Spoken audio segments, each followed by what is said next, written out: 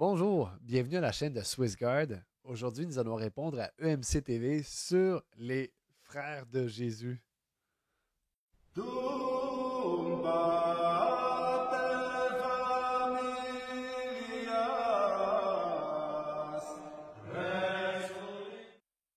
Donc, avant d'aller dans le vif du sujet, j'aimerais vous dire que justement, je reviens au nom SwissGuard pour la chaîne YouTube afin de suivre les conseils d'un ami qui en sait un peu plus que moi sur ça et dispose d'une grande sagesse que Dieu lui a donnée.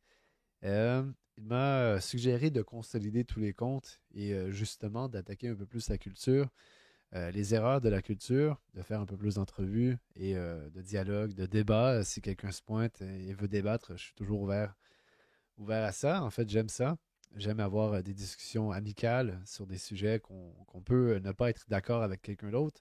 Donc, voici la raison. La barque de pierre, c'est excellent comme nom, mais SwissGuard sera plus représentatif de ce que je veux que la chaîne devienne. Donc, voilà. Maintenant, le sujet, c'est assez simple en fait. C'est que j'ai lu un article sur le site de EMC TV et de M. Pierre Ségoura. Et en le lisant, je me suis dit, d'où Jésus qu'on doit apporter certains bémols à cet article-là, certaines corrections. Donc voilà. Et aussi, si M. Segura veut débattre, veut avoir un dialogue, un droit de réplique, si on veut, il est libre de me contacter. Si M. Segura vous écoutez cette vidéo, sentez-vous libre de me contacter. Ça va me faire plaisir d'échanger avec vous sur le sujet. Donc voilà. On va aller tout de suite à l'article de M. Segura ici. On va aller ici. Non. Oups. Pas ici, là. Ouais, c'est ça. Donc, voilà. MCTV, Marie la Vierge, un texte de M. Pierre Ségoura. On va aller tout de suite ici, parce que ici, ce n'est pas le sujet que je vais aborder, mais c'est quand même problématique et je tiens à clarifier pour au moins les catholiques qui regarderont la vidéo. Voici. Il dit dans son point A, l'Immaculée Conception, il ne s'agit pas de la conception de Jésus, mais de Marie. Bon, dans ce cas-ci, effectivement, on parle de la conception de Marie. Ils enseignent que Marie elle-même est née sans le péché originel et qu'elle a vécu une vie sans péché. Cet enseignement fut officiellement accepté, et ça c'est problématique, par l'Église catholique romaine en 1854, quand le pape Pie IX, on écrit en chiffres romains s'il vous plaît, M. Segura, parce que c'est basé et on garde les traditions, a déclaré depuis le premier moment de sa conception, la Sainte Vierge Marie fut gardée exempte de toute souillure du péché original. Okay? Donc ça, c'est effectivement en 1854 que le pape Pie IX a défini, hein, pas accepté, mais défini, okay, la différence entre les deux choses, entre la définition et l'acceptation, c'est que on n'a pas accepté l'enseignement de l'Immaculée Conception en 1854. Okay? L'Église l'a enseigné et les apôtres l'ont enseigné sous une certaine forme. Okay? Peut-être pas aussi exhaustive avec toutes les prérogatives d'aujourd'hui, comme tous les enseignements en fait. Par exemple, la divinité du Christ, les apôtres l'ont clairement enseigné. Aussi exhaustivement qu'aujourd'hui, forcément pas, mais ils l'ont enseigné. Okay? C'est la mission de l'Église, c'est de développer sur les enseignements du Christ pour le bien des fidèles, de clarifier tous les enseignements, comme on a vu dans la vidéo sur les pères de l'Église. Okay? Je vous encourage à aller la voir si ça vous intéresse. Donc, les pères de l'Église l'ont enseigné. Okay? Il y a un consensus, c'est-à-dire que la majeure partie des pères qui ont écrit sur le sujet ont dit qu'elle était effectivement libre du péché originel. Okay? Donc, ce n'est pas arrivé en 1854. Ce sont les apôtres qui l'ont enseigné aux évêques, qui ont été leurs successeurs, qui l'ont ensuite enseigné aux successeurs, etc. Okay? Est-ce qu'il y a des contestations, parfois, des ambiguïtés? Absolument. Mais comme dans tous les enseignements, okay? Comme dans tous les enseignements, avec tous les enseignements que les pères ont pu enseigner, on le voit dans la Bible aussi, on peut prendre plein de textes et leur faire dire ce qu'ils ne veulent pas dire avec certaines ambiguïtés. Mais la réalité est la suivante, est qu'il y a une foi qui est ferme, qui est claire et qui est solide, et c'est la foi catholique. Okay? Maintenant, retournons à l'article de M. Segura. OK, c'est ça ici qui nous intéresse. Okay? Le point B, la virginité perpétuelle. Marie, toujours vierge, Elle aurait vécu célibataire jusqu'à sa mort. Jamais de relation sexuelle avec Joseph ni personne d'autre. Et n'a jamais eu d'autres enfants. Il est enseigné que même la naissance de Jésus n'a pas violé la virginité de Marie. Jérôme, Saint Jérôme de Stridon, l'un des anciens moines, le déclare ainsi. Bon, c'est plus qu'un moine, hein, c'est un saint père de l'Église, donc quand même. Le déclare ainsi: Christ est passé à travers le sein de Marie, comme le soleil passe à travers la fenêtre. Donc, une belle analogie. Cette doctrine a prévalu au moment particulier où l'Église catholique enseignait que les prêtres et les religieuses devaient aussi rester célibataires. Bon, débattable. Hein? Plusieurs fois, le Nouveau Testament enseigne que Marie a eu d'autres enfants qui seraient donc les demi-frères et sœurs de Jésus, même mère, mais père différents. L'Église catholique explique qu'il s'agit de cousins. Donc, c'est hyper problématique ce qu'on vient de lire. Il y a des erreurs colossales. La première que j'aimerais toucher, c'est simplement lorsqu'il dit que Saint Jérôme a déclaré ceci à un moment où l'Église catholique voulait que les prêtres et les religieuses soient célibataires. Donc là, c'est problématique parce que certains articles protestants disent que c'est au Moyen Âge, d'autres c'est au 9e siècle, etc. J'ai fait une vidéo là-dessus, en fait. J'ai fait une vidéo complète sur ça, de lecture biblique et patristique sur le sujet. Est-ce que les apôtres étaient mariés? C'est ça le titre de la vidéo. Allez la voir. Et j'explique exhaustivement, à travers la Bible et les pères de l'Église, qu'en fait, le célibat, c'est quelque chose la vertu de la chasteté, c'est une vertu angélique qui est très élevée, okay, dans le royaume des cieux. Et le célibat est quelque chose de très honoré, autant dans la Bible, même dans l'Ancien Testament, que dans le Nouveau. Et les pères de l'Église sont unanimes, en fait, que les prêtres peuvent être mariés, mais une fois ordonnés, c'est la continence totale. Okay? C'est-à-dire qu'ils ne peuvent plus avoir de relations sexuelles, ils ne peuvent plus avoir d'enfants. Et donc, c'est comme un célibat. Ils doivent vivre avec leurs épouses comme des frères et sœurs, en voyant le moins que possible. Okay? C'est ça que les pères de l'Église disent. Mais, par prudence, l'Église, au fil du temps, a dit il y a des problèmes avec tout ça, avec les enfants qui sont à charge de l'Église, et c'est mieux qu'ils soient célibataires. C'est mieux qu'ils soient célibataires pour éviter bien des problèmes. Okay? Imaginez le cœur brisé d'une mère, des enfants, etc. Et aussi, moi, je suis un père de famille et je rends grâce à Dieu pour ma sainte vocation, je rends grâce à Dieu pour mon épouse, pour mes enfants, mais jamais, jamais je vais pouvoir me dédier autant à l'Église qu'une personne qui est célibataire. C'est absurde de penser qu'il n'y a aucun avantage à être célibataire. Et c'est là, pour moi, une des grandes failles du protestantisme, c'est il ne considère pas la chasteté comme une vertu si élevée que ça. Il n'en parle jamais, en fait. Il tolère la contraception, même certains l'avortement. Ça, soyons charitables, ce n'est pas toutes les églises, mais c'est quand même problématique.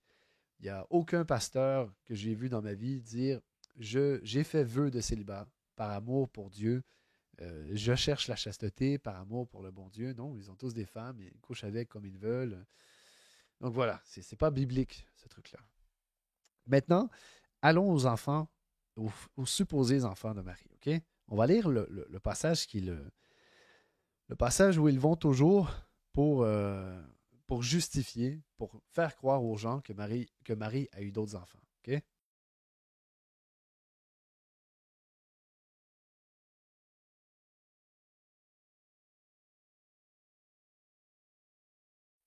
Donc, avec ce passage-là, les protestants cherchent à dire, vous voyez, l'Église catholique s'est trompée car Marie a eu d'autres enfants. Et ils sont nommés ici dans Marc 6, chapitre 3.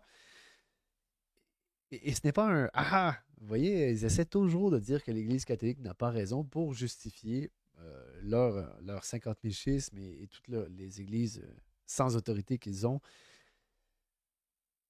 Plongez-vous dans la Bible, mes amis. OK? Cessez de vous fier aux paroles des pasteurs protestants qui n'ont aucune autorité d'enseigner, qui ne sont pas infaillibles. Ils ne sont pas la parole de Dieu. OK? Posez-vous la question. Est-ce que je dois me fier aux pasteurs protestants ou à la parole de Dieu? Hein? La parole des protestants ou la parole de Dieu? Je ne sais pas pour vous, mais pour moi, la question est vite répondue. OK? On va aller à la Bible et je vais vous expliquer ce qu'il y en est. OK? J'ai fait un diagramme où je démontre par la Bible que tous les frères de Jésus, les supposés frères de Jésus, les supposés autres enfants de Marie, mais en fait, leurs parents sont mentionnés ailleurs dans la Bible. OK? Donc, quelqu'un qui ne cherche pas simplement à avoir raison, à dire, regardez, voyez, ah ah, Marie a eu d'autres enfants, mais qui cherchent réellement la vérité, ils vont voir que leurs parents sont nommés dans la Bible. Donc, on est à une époque où ce n'est pas parent un, parent 2 avec deux mères lesbiennes. Non, non, c'est pas comme ça. Il y a un père, une mère, OK? Et dans la Bible, c'est assez clair. Donc, il ne peut pas y avoir deux pères et deux mères. Donc, si les parents sont nommés, c'est il y a un problème à dire que ce sont des fils de Marie. OK? Allons tout de suite au diagramme. Ici.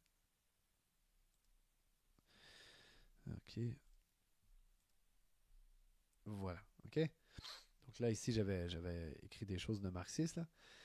Donc, Marie, la sœur de la Vierge Marie, car elle avait une parente qui s'appelait Marie aussi, dans Jean 19, 25. On va aller lire les passages après, OK? Son mari s'appelait Clopas ou Alphée, OK? Donc en grec et en araméen.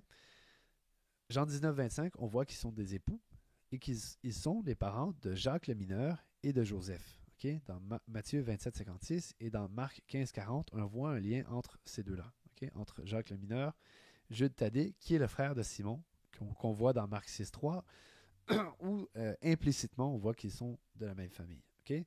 D'un autre côté, on voit la femme de Zébédée, qui n'est pas nommée, mais bon, il y a des spéculations sur qui c'est, et on voit Zébédée dans Matthieu 27, 56, et ici c'est Jacques le majeur, okay? C'est pas Jacques le mineur, je me suis trompé, c'est Jacques le majeur, dans Matthieu 26 et 37, on va voir qu'il est un frère de Jean. Okay? Donc là, voici, tous leurs frères sont nommés. Donc Jacques, Joseph, ou José, ou peu importe selon les traductions, Jude, Thaddée, et Simon. Okay? Ils sont tous ici, ainsi que leurs autres parents. Maintenant, regardez ce que Eusèbe de Césarée va dire dans son histoire ecclésiastique au livre 3, au chapitre 11. Okay?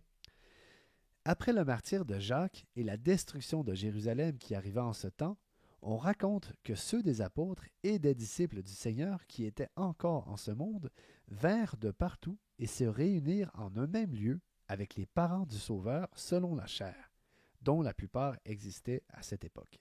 Ils tinrent conseil tous ensemble pour examiner qui serait jugé digne de la succession de Jacques, le premier évêque de Jérusalem, et ils décidèrent à l'unanimité que Simon, fils de Clopas ici, dont parle l'Évangile, était capable d'occuper le siège de cette Église. Il était, dit-on, cousin du Sauveur.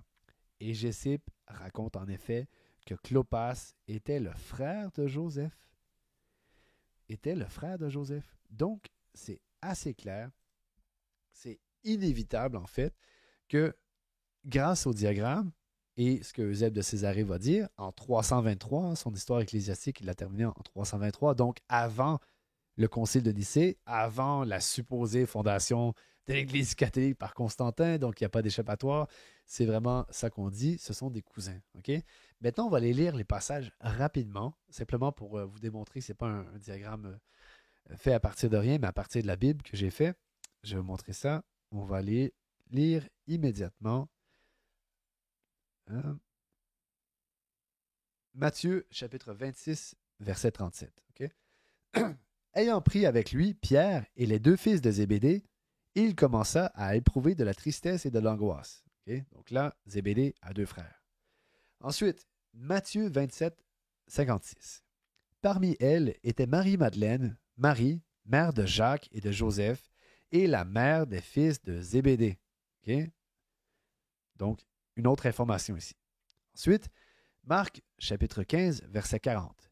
Il y avait aussi des femmes qui regardaient de loin, entre autres Marie-Madeleine, Marie, mère de Jacques le mineur et de Joseph, et Salomé.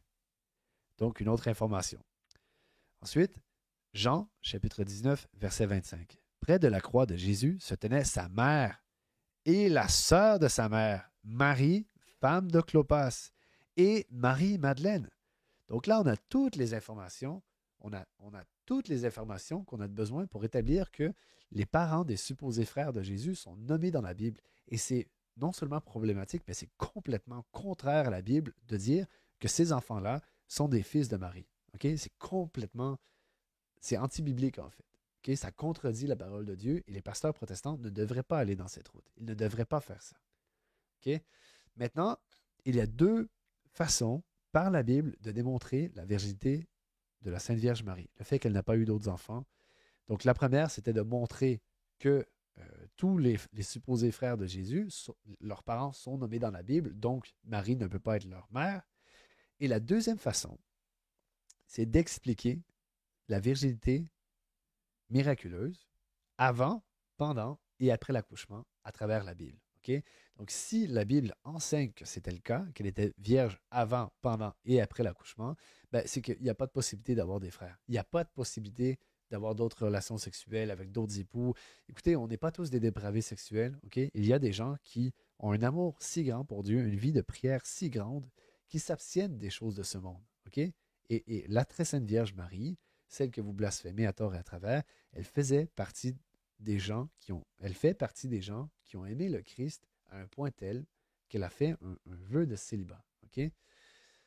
Donc, on va commencer les lectures bibliques. On va premièrement aller dans Luc chapitre 1, car c'est là vraiment le pain et le beurre pour expliquer tout le reste okay, des lectures. Donc, allons tout de suite à Luc chapitre 1, versets 26 à 35. Au 6e mois, l'ange Gabriel fut envoyé de Dieu dans une ville de Galilée, appelée Nazareth, auprès d'une vierge qui était fiancée à un homme de la maison de David, nommé Joseph, et le nom de la vierge était Marie.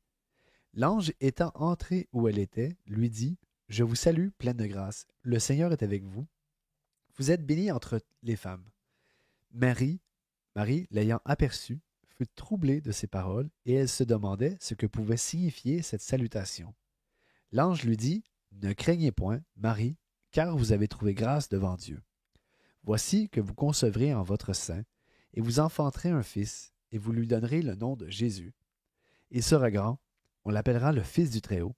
Le Seigneur lui donnera le trône de David son père. Il régnera éternellement sur la maison de Jacob, et son règne n'aura point de fin. » Marie dit à l'ange, « Comment cela se fera-t-il, puisque je ne connais point d'homme? » Comment cela se fera-t-il, puisque je ne connais point d'homme? L'ange lui répondit, « L'Esprit Saint viendra sur vous, et la vertu du Très-Haut vous couvrira de son ombre. C'est pourquoi l'être saint qui naîtra de vous sera appelé Fils de Dieu. » Donc là, ce qu'on dit ici, c'est vraiment qu'il y a une salutation de l'ange Gabriel qui va voir la Vierge Marie et lui propose l'incarnation et elle va accepter. Mais ce qui est intéressant, c'est que lorsque Gabriel lui dit « Vous allez concevoir », elle dit « Ah, mais bien sûr, je suis mariée à Joseph et nous avons des relations sexuelles. Alors c'est sûr que je vais tomber enceinte. » Non, elle ne dit pas ça. Elle dit « Comment cela se fera-t-il puisque je ne connais point d'homme? » Et connaître, dans la Bible, ça veut dire explicitement, en fait, implicitement plus avoir des relations. Okay? Donc là, c'est une réponse assez étrange pour une femme qui est supposément mariée. Bien, je vous explique une chose. Dans l'Ancien Testament, il y avait deux phases au mariage. Okay? La première qui était plus comme une fiançaille, c'est-à-dire qu'on peut, on peut les considérer comme mariés, mais ils ne peuvent pas consommer pleinement avec la cohabitation, etc. Et la deuxième partie, où là, c'est vraiment officiel, nous sommes définitivement mariés ensemble. Okay?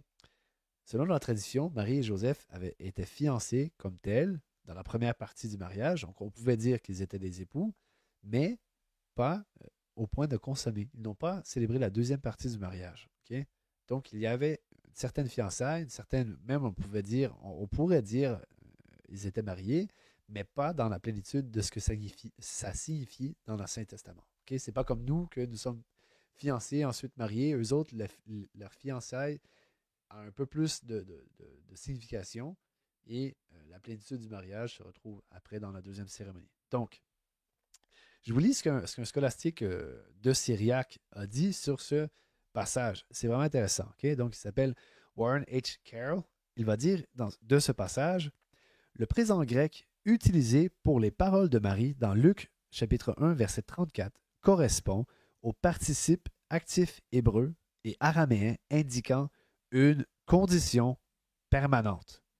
Une condition permanente. Les mots de Marie en araméen étaient Ki eneni yodat ish. Le yodat indiquant une condition permanente de virginité. OK? Et là, pour ceux qui se diraient, mais qu'est-ce que c'est que cette condition permanente de virginité que nous, on appelle le célibat consacré? Bien, dans l'Ancien Testament, il y a cette base de vœu de célibat. Okay? On le voit. Okay? Je sais que pour les protestants, c'est quelque chose de nouveau, mais vous allez voir que le peuple de Dieu y a toujours cru. Okay? On va aller voir dans Nombre chapitre 30, versets 6 à 8 et ensuite 13 à 15. Mais si, le jour où il en a connaissance, son père la désavoue, tous ses vœux et tous les engagements qu'elle s'est imposés à elle-même seront sans valeur, et Yahweh lui pardonnera parce que son père l'a désavoué.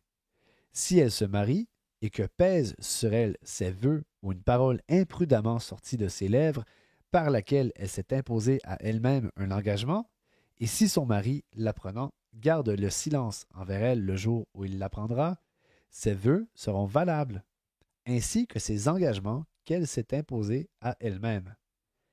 Verset 13. Mais si, le jour où il l'apprend, son mari les annule, tout ce qui est sorti de ses lèvres, vœux ou engagement, sera sans valeur. Son mari les a annulés, et Yahweh lui pardonnera. Tout vœu et tout serment par lequel elle s'engage à affliger son âme, son mari peut les ratifier, et son mari peut les annuler. Okay? Si son mari garde d'un jour à l'autre le silence envers elle, il ratifie ainsi tous ses vœux ou tous ses engagements qui pèsent sur elle. Il les ratifie parce qu'il a gardé le silence envers elle le jour où il l'a appris. Okay? Donc ce passage-là parle de vœux de célibat temporaire et permanent. Je vous invite à aller lire le chapitre au complet. Et ce qui est intéressant, c'est que le père de la fille a une certaine autorité sur ses vœux, mais ultimement, c'est l'époux en fait, qui va ratifier ou il peut annuler s'il voit que sa femme est triste et ça ne fonctionne pas. Il peut les annuler et il peut les ratifier. S'il les ratifie, ses vœux ont la pleine force de la chose et elle doit l'honorer. Elle doit honorer la chasteté. Okay? Son vœu de chasteté. Et on nous dit que dans le Nouveau Testament que Joseph était un homme juste, un saint homme. Donc, évidemment qu'il va aller vers les vertus angéliques et non vers ses passions charnelles. Joseph, dans ses titres que l'Église de Dieu, l'Église catholique lui donne, un de ses titres, c'est Joseph le très chaste. Pourquoi? Eh bien, parce qu'il a ratifié les vœux de célibat de Marie. On va aller dans un autre passage de l'Ancien Testament pour ajouter de la substance à ce que je dis. Dans Juges, chapitre 11, versets 37 à 39. Et elle dit à son père, que cette grâce seulement me soit accordée. Laisse-moi libre pendant 2 mois. Je m'en irai, je descendrai pour aller sur les montagnes et je pleurerai ma virginité avec mes compagnes. Il répondit, va. Et il la laissa aller pour 2 mois. Elle s'en alla, elle et ses compagnes, et elle pleura sa virginité sur les montagnes. Les 2 mois écoulés, elle revint vers son père, et il accomplit à son égard le vœu qu'il avait fait, et elle n'avait pas connu d'homme. De là vint cette coutume en Israël. Chaque année, les fils d'Israël vont célébrer la fille de Jephthé, le Galadite, 4 jours par an. Donc là, vous voyez ce que je disais au début, c'est que l'Église de Dieu, qui était représentée par la synagogue dans l'Ancien Testament et par l'Église dans le Nouveau, on a toujours célébré la chasteté, on a toujours célébré la virginité comme étant une vertu très haute, une vertu évangélique à avoir, à pratiquer, nous les hommes, à prier pour. Okay, les hommes, les femmes qui ont de la difficulté avec la chasteté, la pornographie, etc., ben, vous devez prier pour ça, vous devez faire des neuvaines, vous devez faire pénitence. Et le Seigneur vous exaucera. Et plus vous allez progresser, plus vous allez être heureux. Et plus vous allez être chaste, plus votre cœur pourra voir facilement le royaume de Dieu. Okay? Donc n'hésitez pas à prier si vous n'êtes pas bon, entre guillemets, dans la chasteté. Ce n'est pas la fin du monde, mais vous devez quand même prier et prendre toutes les mesures pour remédier à ça. Okay? Donc, c'est quelque chose qui est célébré, autant dans l'Ancien que dans le Nouveau Testament, qu'à notre ère. Maintenant, je vous explique quelque chose, OK? Il n'y a aucun détail dans la Bible. Aucun détail. Si on nous dit, par exemple, Saint Jean-Baptiste avait un vêtement en peau de chameau, ça veut dire quelque chose. Si on nous dit il était la neuvième heure, ça veut dire quelque chose, des heures liturgiques de prière. Si on nous dit ils étaient, je ne sais pas, au lieu du crâne, ça veut dire quelque chose par rapport à l'Ancien Testament avec Adam. Tout a une signification dans la Bible. Okay? On parle quand même de la parole de Dieu, donc évidemment que ça va être une source de sagesse incroyable et des détails à n'en plus finir qui n'en sont pas en fait. Donc, un des détails à observer, c'est qu'est-ce qui se passe lorsqu'il y a une porte qui est nommée dans la Bible. Okay? Lorsqu'il y a une porte, l'entrée d'une tente, les colonnes où il y a des entrées, etc., ça veut dire quelque chose. Je vous lis quelques passages et ensuite je développe ce que je veux dire. Donc, Genèse chapitre 18, verset 10. Et il dit, je reviendrai chez toi à cette époque même, et voici, Sarah, ta femme, aura un fils. Sarah entendait ces paroles à l'entrée de la tente derrière lui. Okay? Donc, devant la porte, là où il y avait les trois anges du Seigneur. Bon. Première de Samuel, chapitre 1, verset 9. Anne se leva, après qu'on eut mangé et bu à Silo. Élie, le grand prêtre, était assis sur un siège devant un des poteaux du temple de Yahweh. Okay? Donc là, Anne avait prié pour avoir un fils. Et voilà. Deuxième de Rois, chapitre 4, versets 14 à 17. Et Élisée dit, que faire pour elle? Géasi répondit, mais elle n'a point de fils, et son mari est vieux. Et Élisée dit, appelle-la. Géasi l'appela, et elle se tint à la porte. Et Élisée lui dit, à cette même époque, dans un an, tu caresseras un fils. Et elle dit, non, mon Seigneur, homme de Dieu, ne trompe pas ta servante. Et la femme conçut, et elle enfanta un fils à la même époque, l'année suivante, comme Élisée le lui avait dit. Okay, donc, il faut toujours voir le vocabulaire. Il faut toujours voir le vocabulaire. Où est-ce que, lorsqu'on vous lisez la Bible, retenez le vocabulaire et demandez-vous, souvenez-vous, où est-ce que j'ai lu ce vocabulaire-là ailleurs dans la Bible et ça va vous expliquer. Là, on voit le mot servante et elle enfantera un fils, etc. Ça veut dire quelque chose. Okay? Ça veut dire que la Vierge Marie est une nouvelle Anne. Okay? Une Anne qui a eu un service incroyable pour le Seigneur et elle s'est fait humble. Elle s'est fait la servante du Seigneur. Et un prêtre lui a annoncé une certaine naissance miraculeuse. Okay? Évidemment, dans le Nouveau Testament, tout est surélevé. Donc, évidemment, la Vierge Marie est bien plus grande que Anne. Mais bon, retournons aux lectures.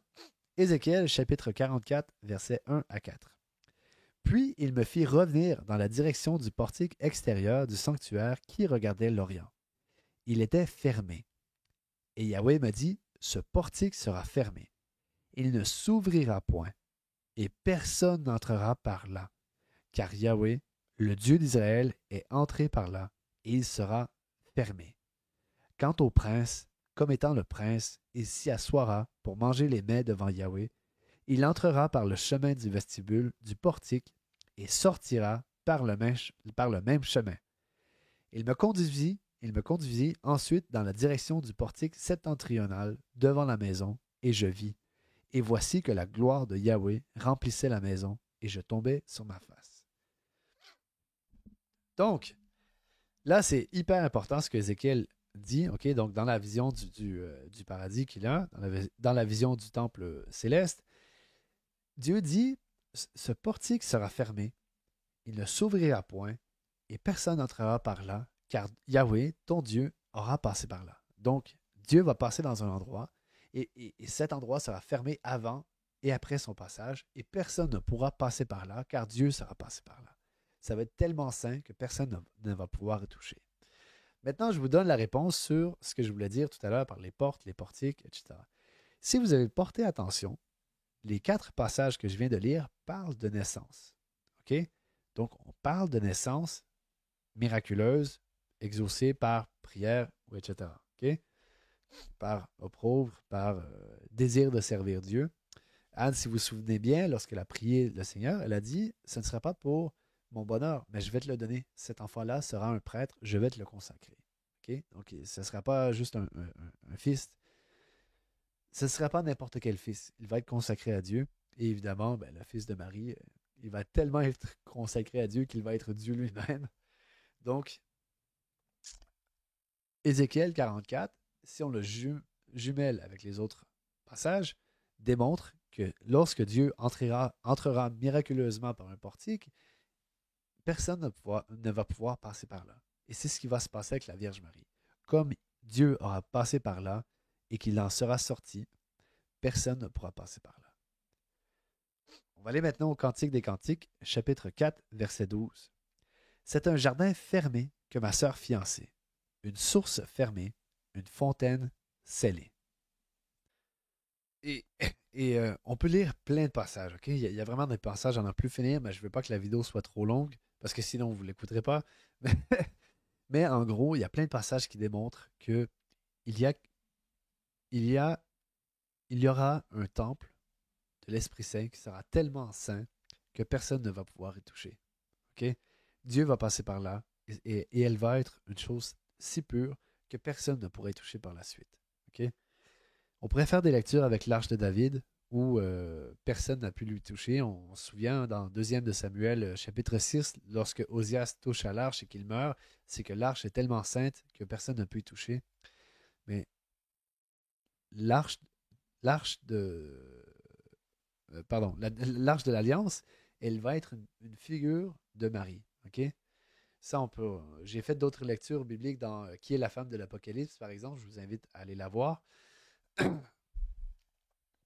Pour vous prouver que je n'invente pas ça, que ces lectures-là ne sont pas tirées de moi-même ou que je n'exagère pas, bien, je vais vous montrer que les premiers chrétiens ont cru à cette interprétation, que Marie était vierge avant, pendant et après la conception et après la naissance de Jésus.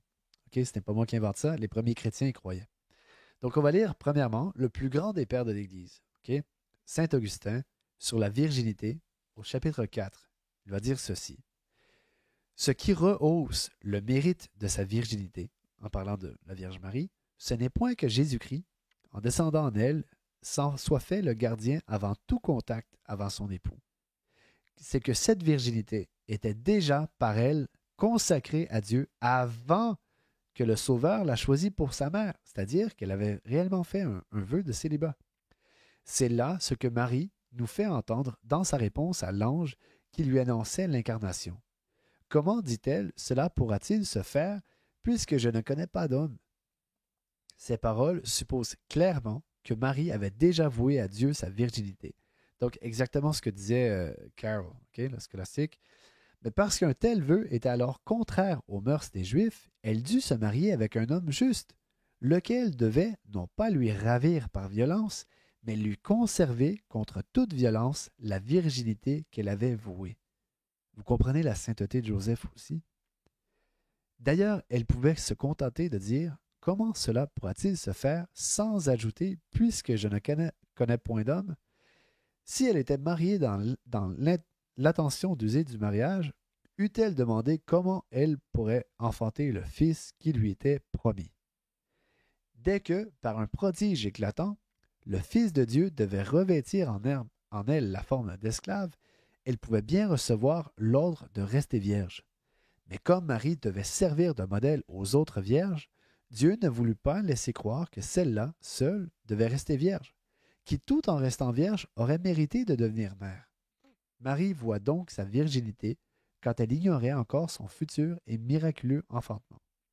Ainsi devait-elle, en imitant la vie des anges, dans un corps mortel, être fidèle à un vœu et non pas à un commandement, faire un choix dicté par l'amour et non obéir en esclave. Dès lors, en naissant d'une vierge qui, avant de connaître sa maternité future, avait voué la virginité. Jésus-Christ montra qu'il préférait approuver la virginité plutôt que de l'imposer. Ainsi voulut-il que la virginité fût libre jusque dans la femme qu'il prit pour sa mère en se faisant esclave. Donc là, ceux qui disent que l'Immaculée Conception, ça veut dire que Marie n'a plus de libre arbitre, ben, je pense que votre objection est répondue ici. Okay? Saint Augustin y répond, il dit, elle a clairement fait ce choix par elle-même, par amour pour le Seigneur. Le Seigneur ne lui a pas imposé, mais ça devait être ainsi, car toutes les prophéties de l'Ancien Testament y étaient, Marie devait être vierge avant, pendant et après. Et Ézéchiel le démontre avec les autres lectures bibliques que, par exemple, que Marie est une nouvelle arche de l'Alliance, une nouvelle Anne, une nouvelle Sarah même, etc., mais toujours surélevée. Là où toutes les femmes de l'Ancien Testament ont échoué dans une certaine mesure, dans une petite mesure même, bien, la Vierge Marie, elle, a réussi angéliquement, par sa vertu, à accomplir toutes les fautes de l'Ancien Testament, des femmes en tout cas, de ses préfigurations. Et voilà. OK? Donc, comme le Christ est un nouveau roi David, et là où le roi David a échoué, ben, le Christ a réussi. Là où le Christ est un nouvel Adam, et que là où Adam a échoué, par exemple dans sa passion dans le jardin, dans la passion du jardin du Christ, ben, lui, il réussit à accomplir par la vertu tout ce que Adam avait échoué. OK? C'est comme ça que fonctionne la Bible. Maintenant, un dernier passage de peut-être pas le plus grand des pères de l'Église, parce que c'est Saint-Augustin, mais je dirais de mon père préféré quant, quant à l'exégèse. Okay? Par rapport à l'exégèse biblique, notamment de la Genèse, pour moi, Saint-Éphrem est imbattable. Saint-Éphrem le Syrien, il est colossal à lire. Je vous encourage à aller lire ses œuvres. C'est magnifique. Avant de le lire, je pensais que je comprenais la Bible. Et je l'avais déjà lu 3 fois, et même plus. Et je me suis rendu compte, en fait, que j'avais rien compris à la Bible, tellement il explique bien ce qu'il se passe. Et voilà, on se rend compte de notre petitesse quand on le lit. Donc, il a dit ça dans ses commentaires sur le Diatessaron. Okay? Plusieurs osent prétendre que Marie fut l'épouse de Joseph après la naissance du Sauveur. Comment eût-il été possible que celle qui fut la demeure de l'Esprit, que la puissance divine recouvrit de son ombre, devint la femme d'un mortel et mit au monde dans les douleurs, selon la malédiction première? C'est par Marie, bénie entre les femmes, qu'ont été levées les malédictions proférées à l'origine des temps, et selon lesquelles c'est dans la douleur et l'opprobre que naît un fils. Celle qui met au monde dans ses tourments ne peut pas être dite bénie. Et là, c'est un argument colossal ce qu'il vient de dire. Okay? Comme le Seigneur entra toute porte close, de la même manière, il sortit d'un sein virginal parce que cette Vierge enfanta vraiment et réellement sans douleur. Je relis, parce que cette Vierge enfanta vraiment et réellement sans douleur. Si, à cause de Noé, les animaux furent chastes et doux dans l'arche, il convenait que la Vierge dont il est parlé dans les prophéties et en qui habita l'Emmanuel ne connut pas le mariage. Ne connut pas le mariage. Les animaux de Noé, les animaux de Noé eurent cette attitude par nécessité, mais elle spontanément. De même qu'elle conçut dans la pureté, ainsi demeura-t-elle dans la sainteté. OK?